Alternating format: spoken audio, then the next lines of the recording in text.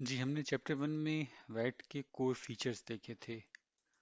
Chapter 2 में हमने cross border context में और बेसिकली भी वैट के लिए न्यूट्रलिटी के जो मुख्तलिफ प्रिंसिपल्स हैं या जो गाइडलाइंस हैं वो हमने देखी थी।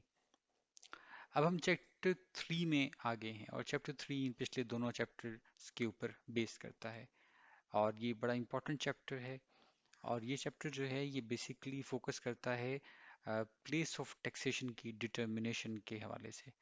हाँ, और ये क्रॉस बॉर्डर जो सप्लाईज हैं सर्विसेज की और इंटेंजिबल्स की उसके मुतालिक। अगर हम इस चैप्टर को देखें, इसका एक बर्ड आई व्यू लें, तो इस चैप्टर के 4 हिस्से हैं।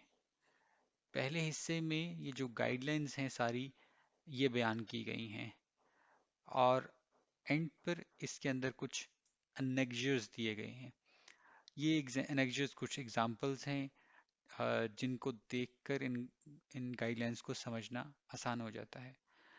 जो गाइडलाइंस हैं इसमें सबसे पहले फंडामेंटल एक जर्नल गाइडलाइन है जो डेस्टिनेशन प्रिंसिपल को कहती है कि अगर आपने इंटरनेशनल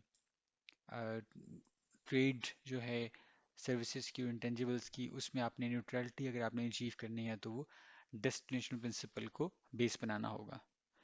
इसके बाद फिर इस प्रिंसिपल पे बेस करते हुए फर्दर गाइडलाइंस हैं। सेक्शन बी के अंदर गाइडलाइंस हैं बी टू बी ट्रांजेक्शन्स के लिए और सेक्शन सी के अंदर गाइडलाइंस हैं बी टू सी ट्रांजेक्शन्स के लिए।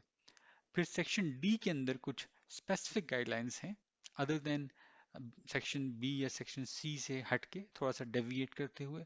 और ये गाइडलाइंस जो हैं ये आमतौर पे ऐसी ट्रांजेक्शन्स के लिए हैं, ऐसी सप्लाईज के लिए हैं जो जहाँ पर जो बी टू बी और बी टू सी दोनों को की जाती हैं। इस चैप्टर को समझने के लिए हमें बहरहाल इन एग्जांपल्स को देखना होगा।